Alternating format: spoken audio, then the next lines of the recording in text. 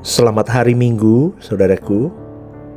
Selamat mempersiapkan diri, mengenal apa yang menjadi isi hati Bapa yang akan diberikan kepada kita melalui hambanya siapapun di gereja lokalmu.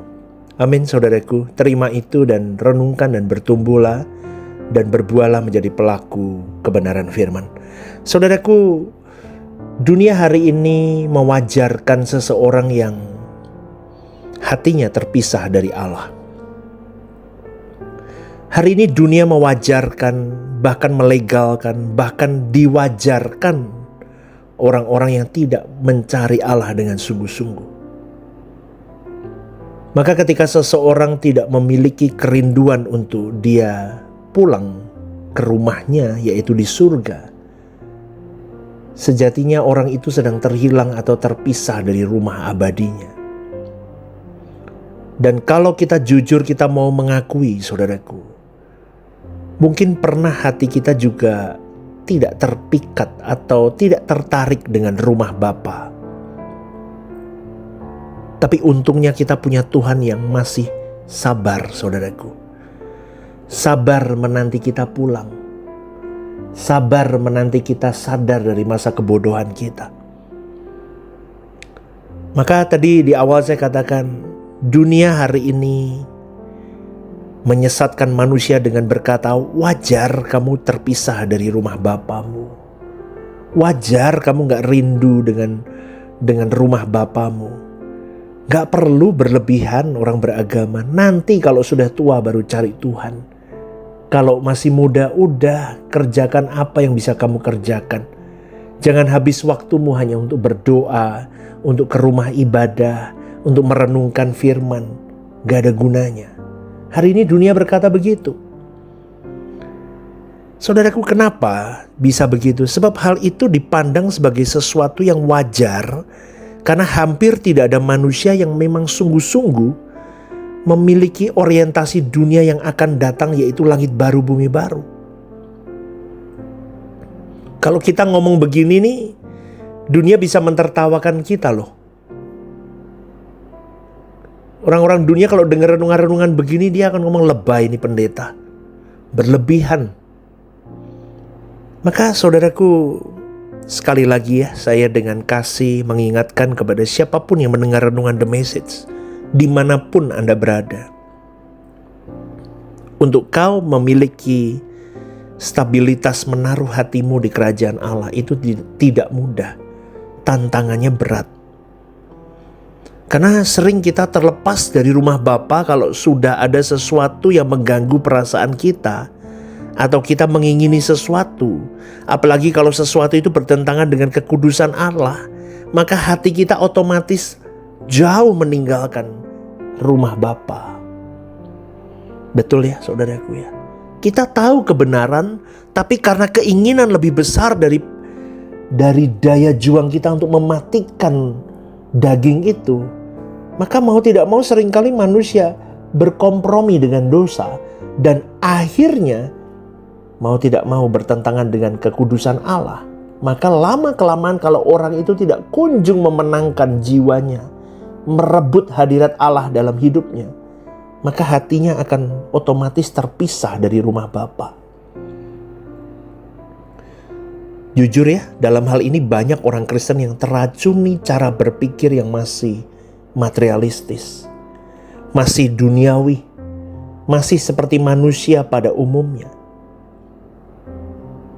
Maka kehidupan seperti inilah adalah kehidupan yang boleh saya katakan sifatnya sangat sekuler, sangat materialistis. Padahal kita orang yang dinantikan oleh orang-orang saleh untuk melengkapi jumlah supaya yang mulia Tuhan kita Yesus itu segera hadir untuk yang kedua kalinya. Maka kalau fokus dan orientasi hidup kita hanyalah materi, bendani, itu sangat menyedihkan saudaraku. Kita gak ada bedanya sama bangsa Israel. Ikut Tuhan tujuannya untuk materialistis. Ikut Tuhan untuk kepentingan-kepentingan ekonomi, kesehatan, tentang lahiriah semata. Itu menyedihkan. Di dalam Ibrani 12 ayat 1 dikatakan banyak saksi yang mengelilingi kita. Siapa itu saudaraku? Para malaikat. Termasuk orang-orang saleh yang sedang menantikan kita untuk menyelesaikan tugas sebagai utusan Kristus. Tapi juga bisa yang mengelilingi kita itu siapa? Kuasa gelap juga. Roh-roh jahat juga yang melihat perlombaan hidupmu juga. Itulah sebabnya iblis berusaha mengganggu, menggagalkan perlombaan hidup kita pribadi lepas pribadi. Tidak ada yang kebal. Dengar baik-baik, saya pun tidak kebal. Mau pendeta terkenal apapun, tidak ada yang kebal. Iblis bisa bermain di arena atau di ring pertandingan setiap orang. Dengan cara mempengaruhi pikiran orang-orang Kristen untuk tidak sampai punya keinginan memindahkan hatinya ke surga. Betul saudaraku? Siapa lagi yang ada di sekeliling kita yang mengawasi kita? Siapa itu? Banyak saksi itu siapa? Mungkin manusia di sekitar kita. Maka sekali lagi saudaraku yang terkasih, awasi pergaulanmu. Awasi siapa orang dekatmu. Awasi circle-mu. Awasi percakapan-percakapanmu. Awasi hatimu, pikiranmu, mulutmu. Semuanya harus kau awasi. Kenapa? Hati-hati, iblis bisa bermain di setiap arena hidupmu. Melalui apapun dan siapapun. Karena iblis itu cerdik. Si ular tua itu, dia ada di setiap zaman hidup manusia. Dan dia tahu tantangan setiap manusia di setiap zamannya.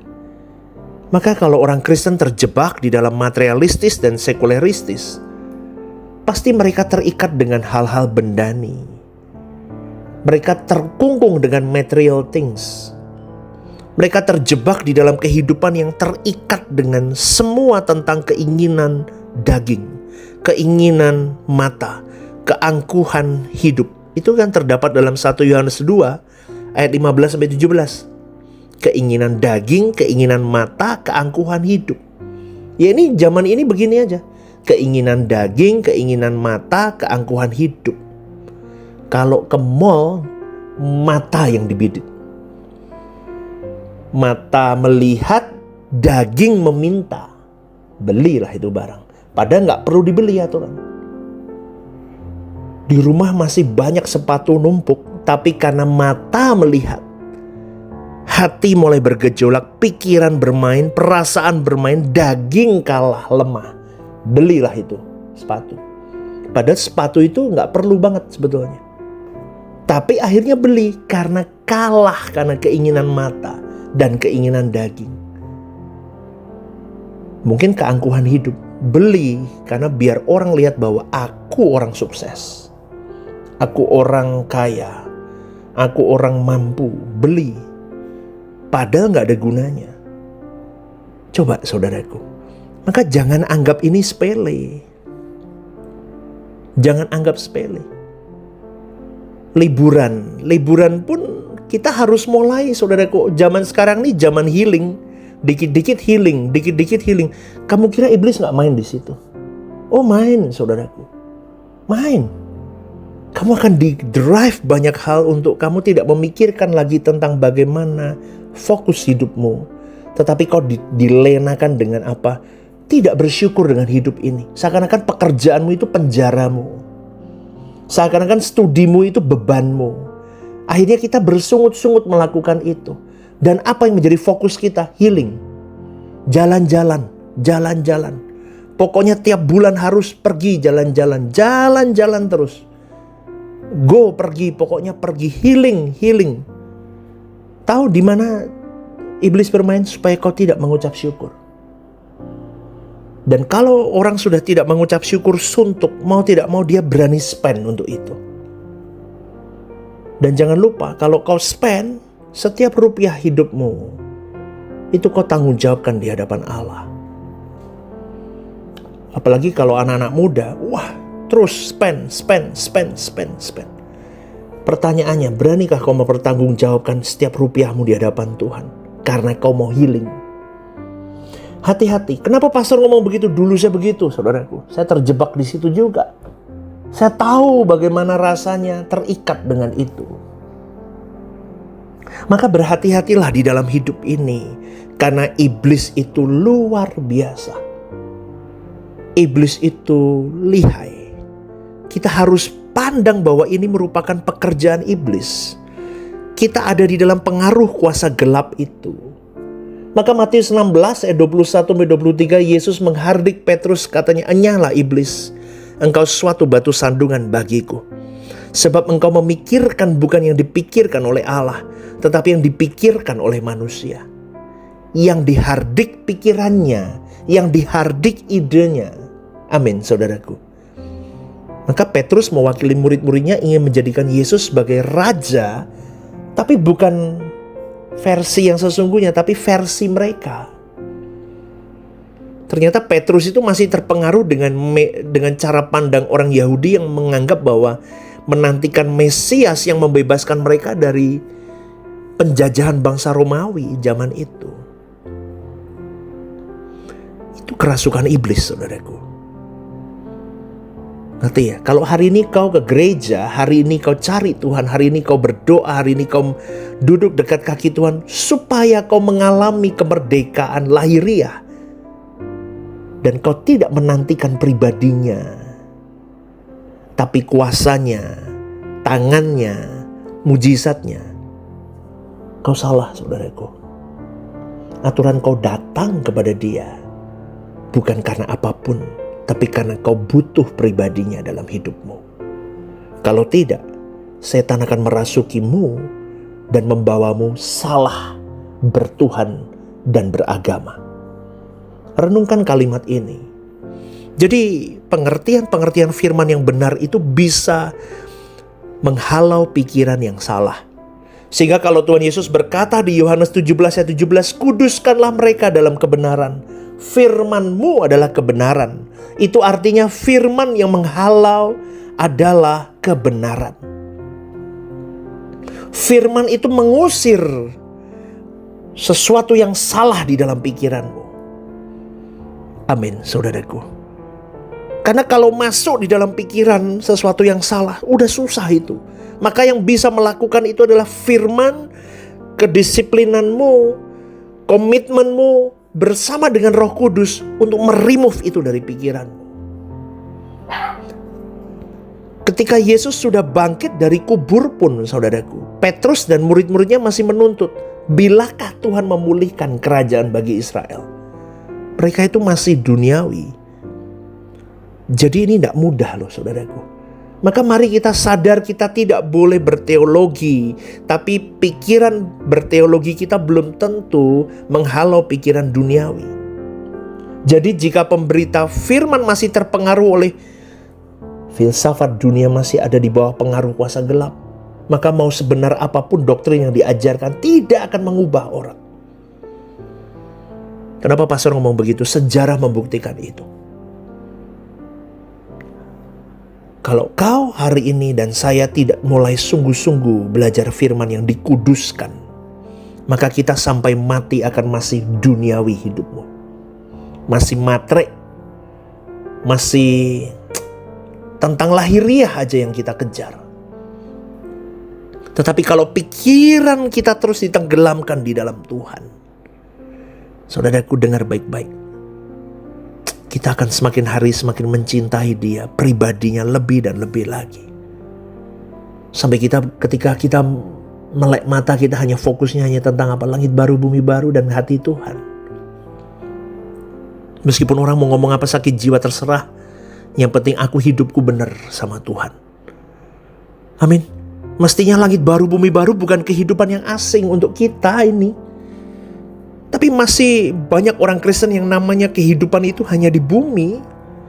Dan rasanya tidak ada dunia lain setelah kematian di bumi ini.